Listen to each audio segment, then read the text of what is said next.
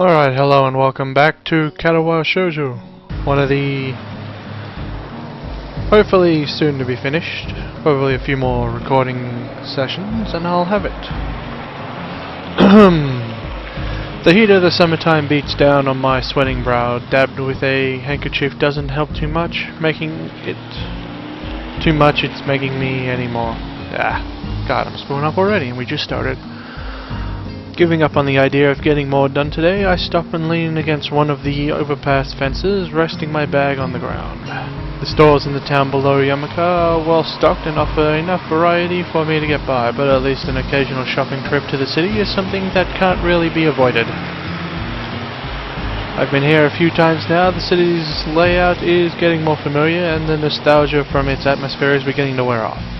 I realize that I've begun to wheeze. I sound like an old man that's overexerting himself, and having to connect that to the fact that I'm the source of it is disturbing.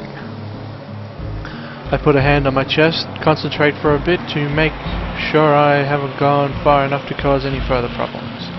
Thankfully my heart is acting normal, there's no dull pain, and the beating is regular, a bit fast-paced as I recover from overdoing things in this kind of heat. I hate my body. It's frustrating to be held back, even more to be held back by fear of my life being ended when doing something as simple as walking around the city for a while. As I ponder my health, I feel my pocket vibrating. By the time my phone began to ring, my hand is already fishing it out. I glance at the screen, showing a caller number I don't recognize. How strange. Shrugging, I press the button to answer the call and bring the phone to my ear. Hello? Hasao Nakai speaking. Nothing. The sound of a couple of short breaths but no actual speech is forthcoming. Hello? Hasao? It's Hanako. Her voice is really easy to place, even if I've never heard it before over a phone. Hanako? Sorry, I wasn't expecting you to call. What's up? If you're not too busy, I was wondering if you would like to meet up?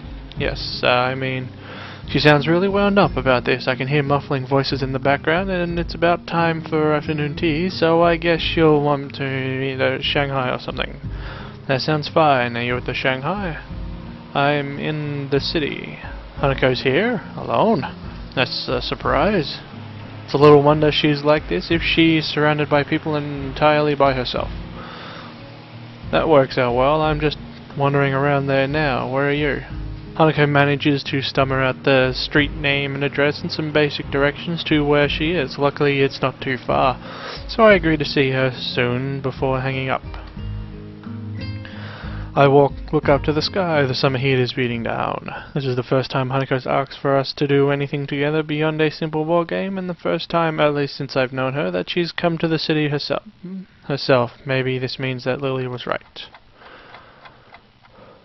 By the time I manage to stagger up to the cafe where Hanako is, I've started to wheeze again. I'm sweating so much that I feel like I'm a melting popsicle and can barely hold the bag in my hand. Need to sit down badly. The tables outside are all occupied by busily chatting couples and girls gossiping between themselves. The contrast between the different age groups and fashion of the people here and the people from town near Yamako is striking. I scan over the people sitting at the tables and I can't see Hanako. She did say she was sitting outside, so I must just be missing her. Not difficult, given how small she usually tries to make her presence. I look around again, more slowly this time, taking practical care to see if I can find Hanako's hat. It's pretty distinctive, and I'd be very surprised if she wasn't wearing it. Yes, she is, sure enough. Her head is kept low, and the table she's sitting at the right beside the building is yeah, you get the idea. I walk up to where she is and make sure that I have her attention before I sit, lest I give her a scare. She notices me and gives a small wave as I arrive at her table. You feeling okay? I try my best to laugh it off, but doing so just makes me more out of breath. Not very fit these days, don't mind me. Hanako nods, but still looks a bit put off. Now that I can get a good look at her face, something about her seems a bit different. I'm not sure if my eyes are playing tricks on me, but she looks kind of nice. Her eyes move upwards to look at me before quickly flickering down again. I begin to think this is going to be a rather quiet meeting, but a waitress thankfully arrives and sets a cup of tea in front of Hanako. Hanako almost automatically turns slightly away and lowers the side of her hand. It's an amazing practiced motion, and she does a good job of its intended purpose, hiding her scars from everyone who's leaning in close. Her right arm is still laying on the table, though, with a scarring on the back of her hand quite visibly. It catches the waitress's eye, and I move to quickly distract her. "Excuse me, may I place an order?" The waitress nods and gives me a couple seconds to look at the menu. "Mango smoothie, please." She gives a nod before almost enthusiastically bouncing inside. Everything is so different in the city in more ways than one. Hanako looks up towards me and adjusts her hat a little. If she noticed the waitress staring at her scar, she doesn't show it. "Not coffee? I think I'd die from the heat if I had something like coffee right now." Resting my head on my hand, I look to my quiet companion. She seems taken aback and very unexpectedly reacts to my lame joke. An unwelcome emotion bubbles up inside me as I realize her reason why. Unlike most in Yamako, indeed, unlike anyone here that I am aware of, my condition goes beyond limiting that activities I can do, or, to be more precise, breaching those limits could have much more grave consequences. Thankfully, it's something that's very rare come up since I entered Yamako. I think that it was rare that Hanako and Lily might not think of it at all. It turns out I was wrong. Hanako silently drinks her tea while I wait for my drink, confirming that it is the right temperature with a small sip before she begins to earnest. I feel guilty for being the cause in an uncomfortable silence. It's in the past. I've been kind of hard on Hanako for those. Eventually the same waitress as before bounces up, handing me my drink. I gather change from my pocket and drop it into her waiting hand. Before she goes off to attend another customer, my eyes flicker on her as she walks away. "Do you think that she looks pretty?" Hanako is following my gaze, her eyes taking in the waitress that served us. I can feel my blood slowly going into my cheeks as I rest my smoothie back on the table. Now, I can't really say that I'm really into that look. She just looks a lot like an old friend I knew before my heart attack. "Do you have many friends?" "I had a few at my previous school, though I wouldn't say a lot. The four of us just hang around together after school and stuff." "Do you still talk to him?" I shake my head. "No, we gradually lost contact while I was stuck in the hospital." "You're not saddened by that or angry?" Hanako looks genuinely surprised. I guess it's the right reaction. Well, life did move on for them while I was stuck in the ward. I was pretty sore about it at the time, but now it's just a bunch of nice memories. Besides, once I came to Yamako, I found new friends as well. It's quite a whitewash for what my feelings were back then. I went through some dark times during my stay at the hospital, and I really am glad that Hanako and Lily were around to help me after I left.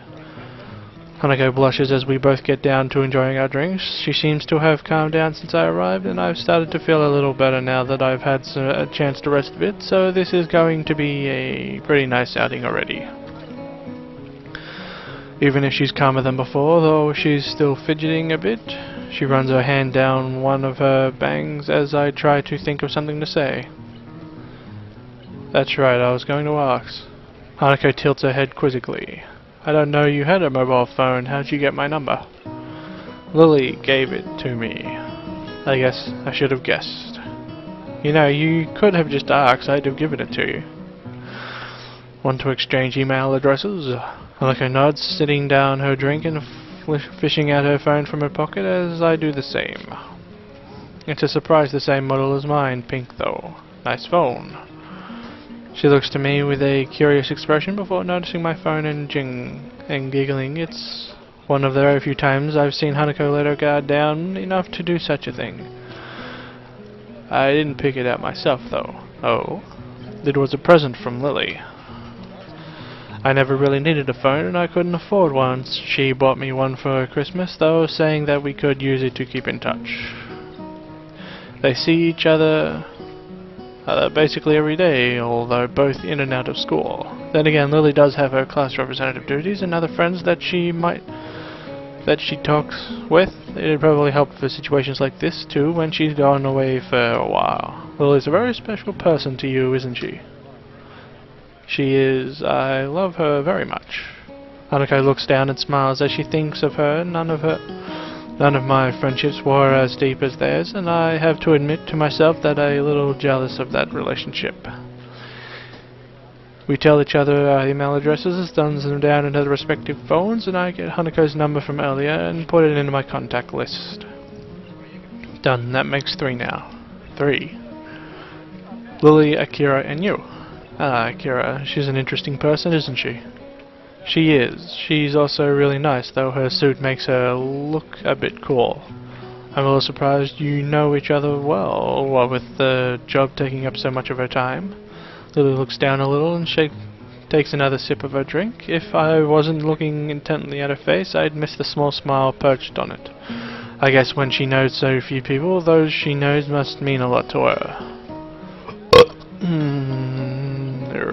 How many do you have? Me? About 9 or 10. I hesitate to go into them for fear of rubbing it in the fact that Hanako doesn't have parents or apparently even close relatives. 2 of those are Shizune and Misha too, which is another can of worms. I imagine that Lily would have more than both of us put together, probably. Hanako gives a childish giggle, and I can't help smiling. It's a good feeling that she's gotten this comfortable around me. At times like this, I feel like I'm getting close to talking to her true self. Do you mind if I ask something that I've been wondering? Hanako shakes her head as she takes a last sip of her tea, finishing it off.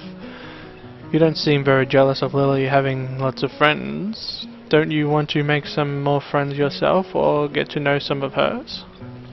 I'm not jealous. I don't like people, so I don't mind not having many friends. That's really not the answer that I was expecting. She doesn't look fearful or sad as she says this, but rather quite serious. Hanako rubs her arm awkwardly, having taken my quietness as a reason to continue. I am not really sure what I should say, so I end up simply giving her my attention in silence. In middle school, I got bullied a lot. I was called names and got excluded from work groups and sports teams. There were worse things too. And that's what made you not like other people. She shakes her head. That was elementary school. I feel bad for bringing this up now. Adults have enough problems dealing with Hanako's scarring. Children would be all the worse. I had assumed that the way she tried to make her presence not felt was just to avoid people staring at her, or because she was afraid of them. Certainly not because she generally didn't want to help interact with him. I noticed the condensation from my neglected smoothie forming a little puddle around the bottom of the cup, so I take the opportunity to finish it off. As I drink, she begins to fiddle with her phone. It looks like she's reminded people around her again and begun to tense up. It isn't exactly a cheap phone. I had to save up for quite a while to afford one. I got mine. If Lily went to a private school, she probably would have had too much trouble getting one for a present, though. Watching her fiddle with it gives me an idea. Hey, Hanako, wait for me. I'll be right back. I put the now empty cup down, slip my phone in my pocket, and begin to move off, carefully stepping around the bag I placed beside my feet. Thankfully, sitting around while taking it to Hanako has helped me feel a lot better than before. Wait, what? Well, where are you going? Just stay here, I'll be back in a bit. As much as I'd like to have jogged back, I now feel full well that I couldn't. I end up walking back to the cafe, a little blue bag in my right hand. Hanako notices me quickly, looking about as confused as she did when I left. I deposit the something bag in front of her and sit back. It's for you. You can open it. But, go on. She looked very unsure about it, but eventually gives in, slowly opening the bag and picks its contents out. A silver chain phone strap dangled from her fingers, ending in a delicate flower. It isn't exactly a masterwork of jewelry, but it's about as much as I could afford. Haruko's eyes light up when she looked at it. It's kind of the reaction I was hoping for. The summer's sun lights glint off the silver as it twists to and fro a little. It's not too whatever that word is, but still looks a little charming. I think it suits her well. Hanako lowers the phone strap to the table and looks to me once more. But it's not Christmas or my birthday. It's fine, don't worry about it. I just thought it might be nice to have something to decorate your phone with. I don't have anything to give you. I told you it's fine. Friends can give things to each other to other like this sometimes, right? Friends. Hanako lowers her face so much that I can't see her expression and eventually nods before taking her phone and fiddling with the strap to attach it properly. She looks to me and smiles as she holds up her phone, now adorned with the little flower. Thank you, Hisao. Her smile proves infectious. Out of the corner of my eye, I notice a couple getting up and leaving. That reminds me that the bus back to school below Yamako will be coming soon. I guess I'd better be going. If you want to catch the bus back to town, you coming as well? Yes. She hastily nods before carefully putting her phone back into her pocket and getting out of her chair. I do the same and pick up the bag I'd left beside me on the way. We walk side by side as we make our way to the bus station, exchanging no words between us. Hanako gazes and firmly looked ahead of her, looking though she looks quite happy with herself. I'm not sure what I'd say to her, but I also not sure that I need to say anything. The fact that Hanako is happy and happy because of me is enough to make the load on my arm feel as light as a feather.